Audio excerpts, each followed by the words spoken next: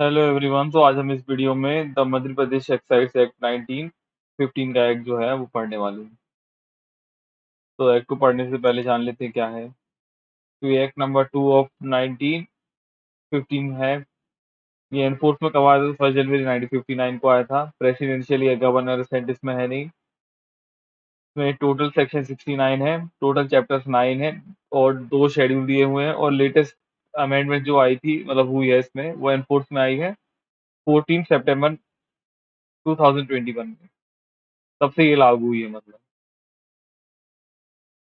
तो अब एक्ट को स्टार्ट करते हैं।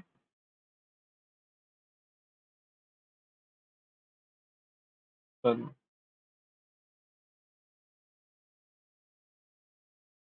सबसे पहले प्रीएम्बल पढ़ेंगे।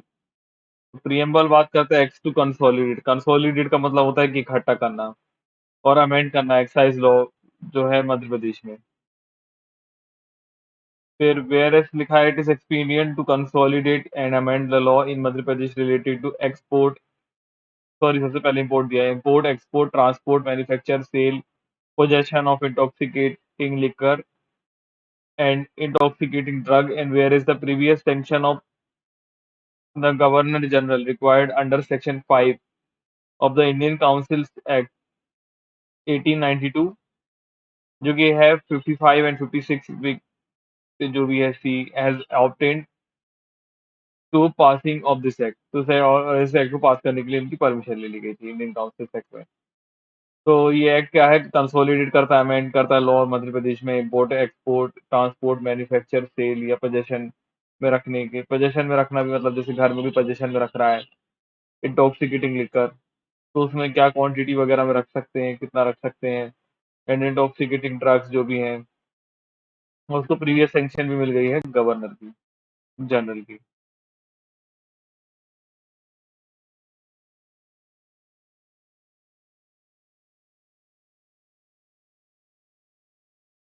अब ये एक्ट जो है इसको बोलते हैं मध्य प्रदेश एक्साइज एक्ट 1950, 1915 का एक्ट है ये एक्सटेंड होता है होल ऑफ मध्य प्रदेश में, मतलब पूरे मध्य प्रदेश में ये लागू होता है।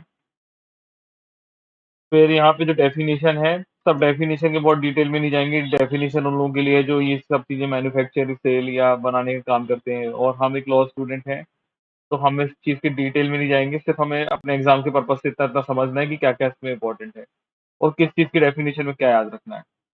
तो सबसे पहले देखेंगे this act unless there is anything repugnant. अगर कुछ रिपुग्नेंट होगा, मतलब अदरवाइज दिया हो तो, नहीं तो जो टेक्स्ट है उसमें क्या डेफिनेशन होंगी लिखा हुआ है। सबसे पहले फर्स्ट डेफिनेशन है बियर। तो बियर में आता है क्या? बियर में इंक्लूड करेंगे एले।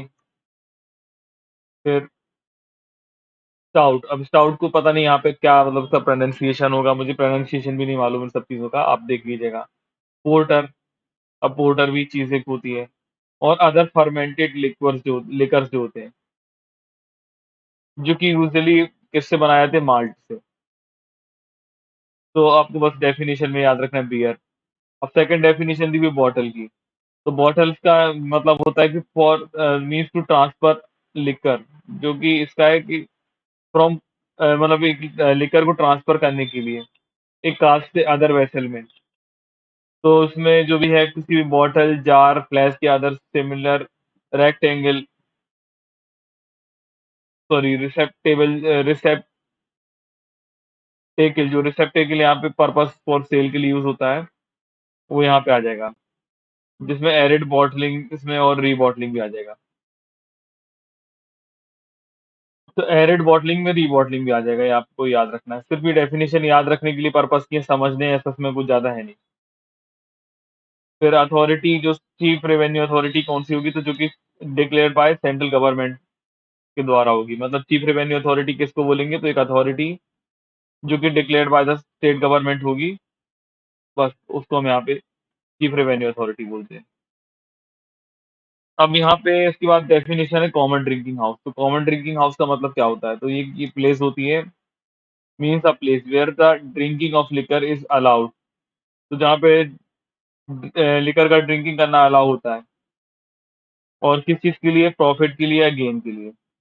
मतलब कोई भी अपने फायदे के लिए वहां पे वो चीज ऐसी बनाए हुए है कि जहाँ पे पब्लिकली लोग आके वहां पे ये ड्रिंकिंग वगैरह कर सकते हैं, लिकर वगैरह पी सकते हैं। और वो क्यों करते हैं ऐसा? प्रॉफिट और गेन के लिए ऑफ पर्सन।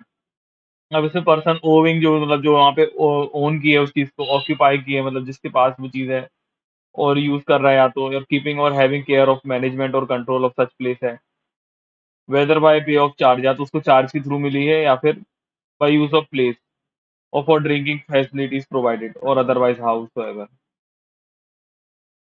तो यहाँ पे यूज होती है। तो सिंपल सी बात याद रखना पड़ेगी कि कॉमन हाउस ड्रिंकिंग जो है वो एक ऐसी जगह है जहाँ पे ड्रिंकिंग ऑफ लिकर वगैरह होता है, और जो क्यों अलाउ किया जाता है फॉर द प्रॉफिट और गेन के लिए।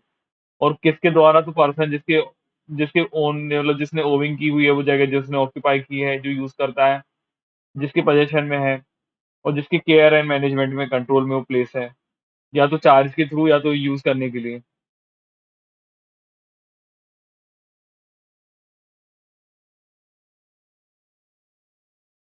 फिर डीनेट्योर्ड का मीनिंग क्या होता है? तो डीनेट्योर्ड का मतलब है कि जो अनफिट होता है ह्यूमन कंजम्पशन के लिए, और जो कि प्रिस्क्राइब किया गया गवर्नमेंट ने इस बिहाफ में। तो डीनेट्योर्ड मतलब जरूर जनरली देखते हैं कि कुछ कुछ लोग यहाँ पे जहरीली शराब पी के मर गए हैं, या मतलब उनकी डेथ हो गई। तो जहरीली शराब या फिर जो अलग मतलब जो प्रॉपरली केयर से बनाई नहीं जाती, मतलब जिसमें कुछ ऐसा रहता है कि जैसे बहुत सारी चीजों को उनको मिलावट करके बनाते हैं, या सही तरीके से कच्ची शराब बेच देते हैं, मतलब बहुत तरीके होते हैं उसके। तो उसमें कैसा रहता है कि उसको जहरीली शराब बोल देते हैं। तो वो यहाँ पे मीनिंग है कि जो अनफिट हो, rendered unfit for human consumption के लिए हो, और जैसे कि गवर्नमेंट ने उसको प्रिस्क्राइब किया हो।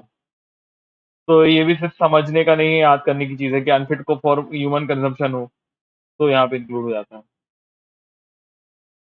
फिर एक्साइजेबल आर्टिकल में क्या क्या आता है? तो एक्साइजेबल आर्टिकल में सबसे पहले एक कोई भी लिकर, एल्कोहलिक लिकर जो है, या जो ह्यूमन कंजम्पशन के काम में आती है, और एनी इंटॉक्सिकेटिंग ड्रग की कोई भी इंटॉक्सिकेटिंग ड्रग होती है, या फिर कोई भी ओपीएम है as defined in the clause 15, और पॉपी स्ट्रॉ जो कि डिफाइन किया गया है क्लॉज 18 में ऑफ सबसेक्शन 2 में, नारकोटिक ड्रग्स एंड साइकोपेटिक सब्सटेंस एक्ट में। तो एक्साइजेबल आर्टिकल क्या होंगे? सबसे पहले कोई भी अल्कोहलिक या लिकर जो है ह्यूमन कंजम्पशन के लिए, या फिर कोई भी इंटॉक्सिकेटिंग ड्रग है, या ओपीएम जिसको डिफाइन किया गया है क्लॉज 15 में, या पॉपी स्ट्रॉ जिसको डिफाइन किया है क्लॉज 18 में ऑफ सेक्शन 2 में, जो नारकोटिक ड्रग्स एंड साइकोपेटिक सब्सटेंस एक्ट है।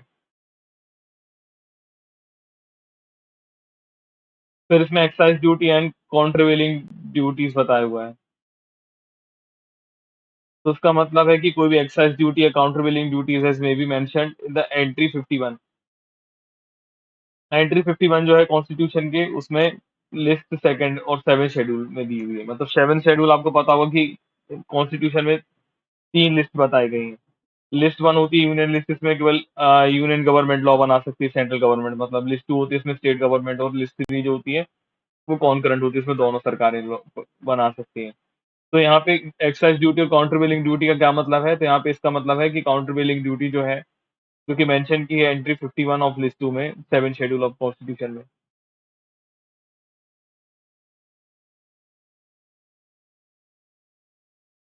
फिर एक्साइज ऑफिसर कौन होंगे? तो कलेक्टर होंगे या कोई भी ऑफिसर होंगे, अदर पर्सन जो कि अपॉइंट की गए हैं और उनकी पावर दी गई सेक्शन 7 में। फिर एक्साइज रेवेन्यू क्या है? तो रेवेन्यू जो कि डिराइव होती है या फिर ड्राइवेबल होती है, सॉरी डेरिवेबल होती है फ्रॉम एनी ड्यूटी, किसी भी duty, fee, tax, penalty, payment other than. मतलब इसमें एक्साइज ड्यूटी में क्या क्या चीजें आ जाएंगी? तो एक्साइज ड्यूटी में कोई एक्साइज रेवेन्यू में क्या क्या आ जाएगा? तो एक्साइज रेवेन्यू में कोई भी ऐसी चीज आ जाएगी जिससे गवर्नमेंट को रेवेन्यू होती है, और उसमें क्या क्या चीजों के थ्रू होती है? एनी ड्यूटी, फी, टैक्स और पेनल्टी पेमेंट सब इसमें आ जाते हैं। लेकिन इसमें क्या नहीं आता? अदर देन लिखा हुआ है, अदर देन इन चीजों को छोड़ के।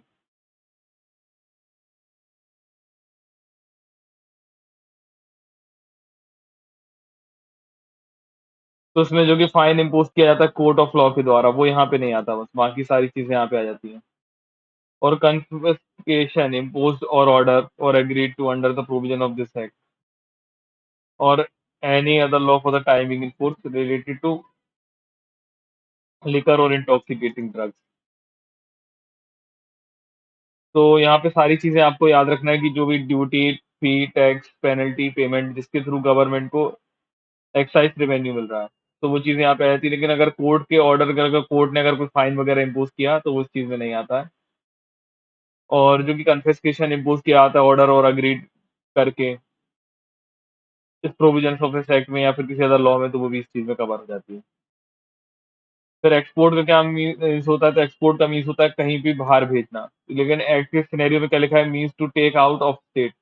तो एक्ट में लेकिन अगर आउट ऑफ स्टेट मतलब एमपी जो स्टेट है उससे स्टेट से अगर बाहर ले जा रहे हैं, otherwise than across the custom frontier as defined by central government.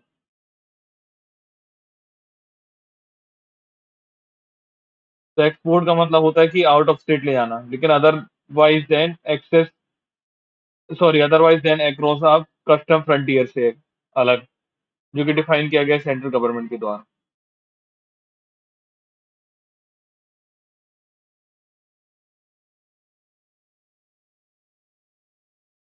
तो ये आपको याद ही करना पड़ेगा, समझाने से उसमें कुछ भी नहीं है। अब इम्पोर्ट, इम्पोर्ट का मतलब क्या होता है कि कोई चीज कहीं से लेके आना, मंगाना।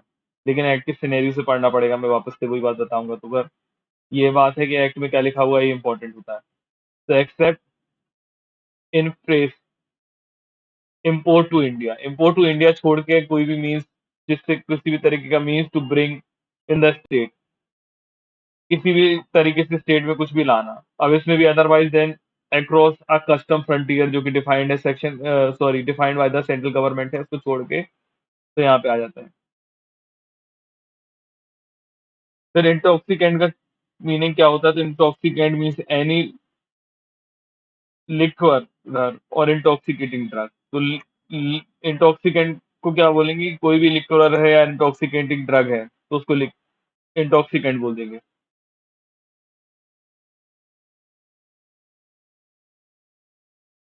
फिर इंटॉक्सिकेटिंग ड्रग क्या है, तो उसमें कोई भी लीव्स आ जाती हैं, स्मॉल स्टॉक्स आ जाते हैं, फ्लावरिंग या fruiting top of Indian hemp plant के आ जाते हैं, और कैनाबिस स्टेटिव्स आ जाते हैं। इसमें इंक्लूड करते हैं all form of non bhang, Siddhi and गांजा। तो इंटॉक्सिकेटिंग ड्रिंक्स में क्या क्या चीजें आ जाती हैं, इंटॉक्सिकेटिंग ड्रग में किसी तरीके की लीव होगी जो कि स्मॉल स्टॉक्स में होगी, फ्लावरिंग या फ्रूट रिंग टॉप्स होंगे इंडियन हेम्प प्लांट के, जिसको कैनाबिस सेटिव, जो प्रोनाउंसिएशन सही हो आप देखिएगा, मुझे प्रोनाउंसिएशन भी नहीं बोलना आ रहा या नहीं आ रहा, आप देख लीजिएगा। और इसमें इंक्लूड करते हैं ऑल टाइप्स ऑफ नॉन भांग, सीधी और गांजा। तो ये सिर्फ एक्टिव पर्पज से ही अपन को याद करना है, बाकी इसमें समझाने लायक कोई बात नहीं है, ना ही ये टर्मिनोलॉजी में समझ पाऊंगा, क्योंकि हम एक लॉ स्टूडेंट या एक लॉयर है। हम इन टर्म्स के अंदर तो जा नहीं सकते, सिर्फ मैं इसके बारे में बता सकता हूँ, क्योंकि हमारा काम है सिर्फ एक्ट को समझना, थोड़ा सा पनिशमेंट वगैरह देखना। बाकी ये सब चीजें उनको समझ में आती होगी जो उस चीज से कनेक्टेड है, मैन्युफैक्चरिंग वगैरह करते हैं इससे रिलेटेड। फिर थर्ड पॉइंट बात करता है, सेकंड ओमिट कर दिया होगा, थर्ड पॉइंट बात करता है एनी मिक्सचर, किसी भी तरीके का मिक्सचर, या तो with or without natural material से, या किसी भी टाइप के above forms of intoxicating drugs जिसमें, or any drink prepared there from. तो किसी भी तरीके का mixture, any mixture with or without neutral material, या तो किसी भी तरीके का मिक्सचर या तो विद है या विदाउट न्यूट्रल है, और any other above the form of intoxicating drug, किसी other form of intoxicating drug से भी रिलेटेड, और any drink prepared there from, और कोई भी ड्रिंक अगर उससे बनती है। फिर बात करते हैं एनी इंटॉक्सिकेटिंग और नारकोटिक सब्सटेंस। अब किसी भी तरीके का इंटॉक्सिकेटिंग या नारकोटिक सब्सटेंस है जिसको स्टेट गवर्नमेंट ने नोटिफिकेशन इशू करके डिक्लेयर किया है इंटॉक्सिकेटिंग ड्रग, और उसमें क्या क्या चीज नहीं होती, not being narcotic drug, narcotic drug को छोड़ के, जिसको narcotic drug and psychotropic substance act में डिफाइन किया हुआ है, उसको छोड़ के। फिर लिकर का मीन्स क्या होता है, तो लिकर का मीन्स होता है कोई भी इंटॉक्सिकेटिंग लिकर है। इसमें क्या क्या इंक्लूड होता है, तो इसमें स्पिरिट्स भी इंक्लूड होती हैं, स्पिरिट्स ऑफ वाइन मतलब वाइन की स्पिरिट जो रहती हैं। फिर स्पिरिट बस यहाँ पे आ जाती है, फिर वाइन आ जाती है, टैन आ जाता है, बियर आ जाती है, और ऑल लिक्विड जो भी कंज्यूमिंग हो रहे हैं, all liquid sorry all liquid consisting जिसमें क्या है और कंटेनिंग जिसमें अल्कोहल है या कोई अदर सब्सटेंस है, जो कि स्टेट गवर्नमेंट ने नोटिफिकेशन करके डिक्लेयर कर दिया है to be liquor for the purpose of this act के लिए।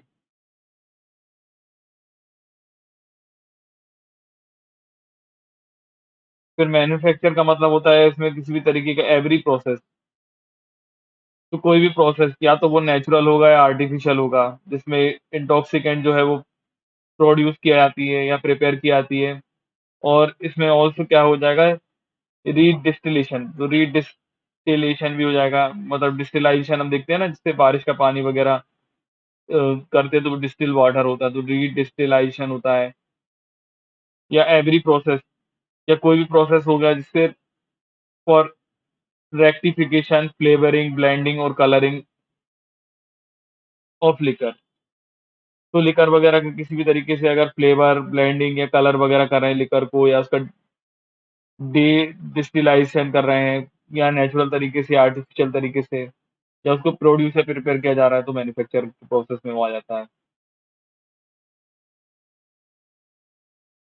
फिर प्लेस में क्या इंक्लूड होता है, तो प्लेस में होता है house, building, shop, booth, tent, enclosure space, vessel, craft and vehicle, तो ये प्लेस में आ जाते हैं। अब सेल में लिखा हुआ includes any transfer otherwise than way of gift, तो सेल का मतलब क्या होता है कि गिफ्ट को छोड़ के अगर किसी भी तरीके से ट्रांसफर कर रहे हैं, तो यहाँ पे ट्रांसफर का मीनिंग यहाँ पे हो जाता है transferring, referring to sale, sale को ट्रांसफर में इंक्लूड करते हैं मतलब। तो सेल में क्या हो जाता है, किसी भी तरीके का ट्रांसफर इंक्लूड हो जाता है, तो सॉरी ट्रांसफर बस आता है, और उसमें गिफ्ट को छोड़ के, गिफ्ट को छोड़ के अगर किसी भी तरीके का ट्रांसफर हो रहा है तो वो यहाँ पे सेल हो जाएगा। फिर स्पिरिट, स्पिरिट का मीनिंग होता है किसी भी तरीके का लिकर कंटेनिंग, जो अल्कोहल कंटेन करता है, जो कि ऑब्टेन किया गया है डिस्टिलाइजेशन करके,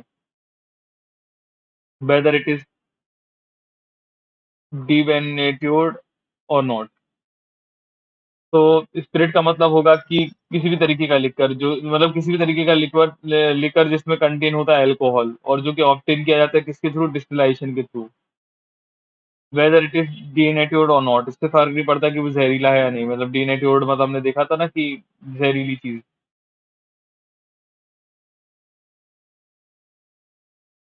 अब अ, ताड़ी, ताड़ी बोलते हैं इसको, ताड़ी, ताड़ी का मीनिंग क्या होता है कि कोई भी फर्मेंटेड या फर्मेंटेड जूस जो कि ड्रॉ किया जाता है from any kind of palm tree, तो एक पाल्म ट्री होता है, आदिवासी जनजाति वगैरह ज्यादा जानते हैं।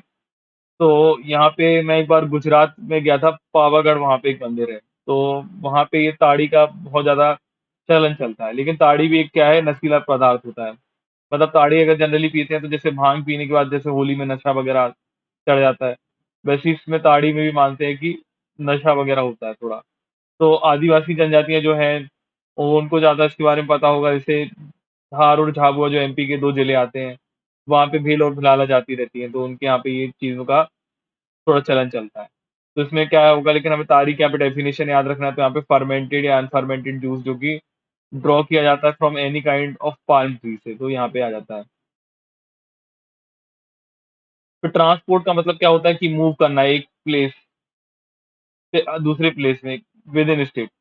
तो ये एमपी एक्साइज एक्ट की सिनेरियो से पढ़ रहे हैं, तो यहाँ पे ट्रांसपोर्ट का मतलब याद रखना पड़ेगा कि एक्ट के हिसाब से अगर पढ़ेंगे तो यहाँ पे क्या होगा कि मतलब विद इन स्टेट में, मतलब स्टेट के बाहर की बात नहीं कर रहे हैं, एक स्टेट मतलब स्टेट में ही एक जगह से दूसरी जगह कुछ चीज को भेजना, जैसे मुरैना से छतरपुर में कोई चीज भेजना, सागर से जबलपुर, कहीं से भी कहीं पे भी, लेकिन विद इन स्टेट में उस चीज का ट्रांसफर होना होगा, तो यहाँ पे ये चीजें आ जाएंगी।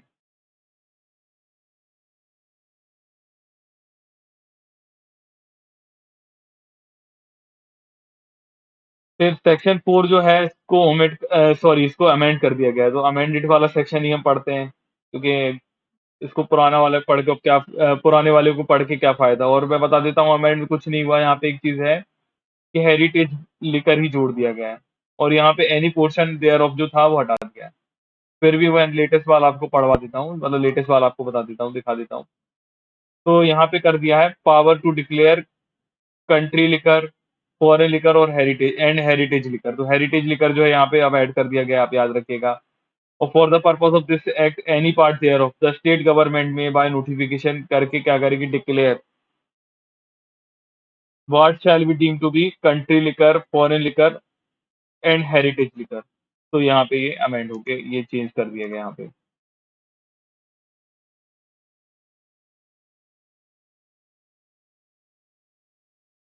फिर इसके बाद है definition of retail sale and wholesale. तो स्टेट गवर्नमेंट नोटिफिकेशन करके डिक्लेयर कर सकती है in respect of either to whole of the state, या तो पूरे स्टेट के लिए या फिर एनी स्पेसिफाइड लोकल एरिया के लिए, and as regard to the purchaser generally or or to specified class purchaser के लिए, either generally or by specified occasion के लिए, what quantity of any intoxicant shall be for the purpose of this act be limit to retail sale। तो state government जो है वो notification issue करके declare कर पाएगी कि होल स्टेट के लिए या फिर किसी लोकल एरिया के लिए, जहाँ पे पर्सन परचेसर जो है जनरली स्पेसिफाइड क्लास के परचेसर या परचेसर जो हैं वो या तो जनरल या स्पेसिफिक ओकेजन में जो क्वांटिटी ऑफ इंटॉक्सिकेंट जो होगा उसके लिए पर्पस ऑफ दिस एक्ट के लिए वो लिमिट बता सकती है कि क्या रिटेल सेल में के लिए क्या लिमिट होगी, मतलब रिटेल सेल में क्या माना जाएगा, होल सेल में क्या माना जाएगा। मतलब सब सेकंड वाला होलसेल के लिए बात करता है, पहला वाला रिटेल सेल के लिए, होलसेल के लिए। तो sale of any intoxicant in any quantity in excess to the quantity declare in respect there of under subsection 1।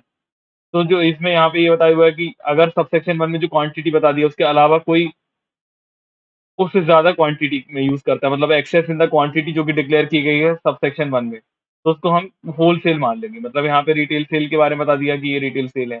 कुछ क्वांटिटी यहाँ पे गवर्नमेंट डिसाइड कर सकती है, या तो कुछ पूरे स्टेट के लिए या किसी स्पेसिफाइड एरिया के लिए, या तो जनरली या तो स्पेसिफाइड क्लास या स्पेसिफाइड क्लास ऑफ परचेजर्स के लिए, या किसी ओकेजन के लिए।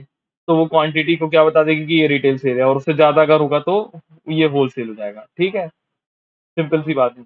फिर सेक्शन 6 बात करता है nothing contained in this act shall affect the provisions of sea customs act. तो यहाँ पे जो कुछ भी लिखा हुआ है, सी कस्टम्स एक्ट जो कि 1978 का है, या इंडियन ट्रैफिक एक्ट 90 सॉरी 1894 का जो एक्ट है, एक्सेप्ट इन सेक्शन 6, इसमें जो इंडियन टैरिफ एक्ट पढ़ रहे हैं हम, मतलब टैरिफ एक्ट के बारे में बात कर रहे हैं, मतलब इंडियन टैरिफ एक्ट के बारे में जो बात कर रहा है उसका सेक्शन 6 छोड़ के, और जो भी कंटेनमेंट एक्ट है 1910 का, any rule made there under, तो उनको कुछ अफेक्ट नहीं करेगा, मतलब सेव करके रखा हुआ है उनसे कुछ भी तरीके के फेरबदल या छेड़छाड़ नहीं होगा। तो यहाँ पे होगा सेविंग एंड इनेक्टमेंट। तो ये जो यहाँ पे जिस एक्ट में जो कुछ भी लिखा है वो उसको सी कस्टम्स एक्ट को अफेक्ट नहीं करता, इंडियन टैरिफ एक्ट के सेक्शन 6 को छोड़ के अफेक्ट नहीं करता है, और कैंटोनमेंट एक्ट के प्रोविजंस वगैरह को अफेक्ट नहीं करता है, और जो भी रूल्स उसके ऑर्डर पे बने हैं उनको कुछ भी तरीके से अफेक्ट नहीं करता है। तो आज के लिए इतना ही, फिर नेक्स्ट वीडियो में हम सेक्शन नंबर 2 से पढ़ेंगे, तो चैप्टर नंबर 2 से पढ़ेंगे। चैप्टर 1 आज कंप्लीट हो गया सेक्शन।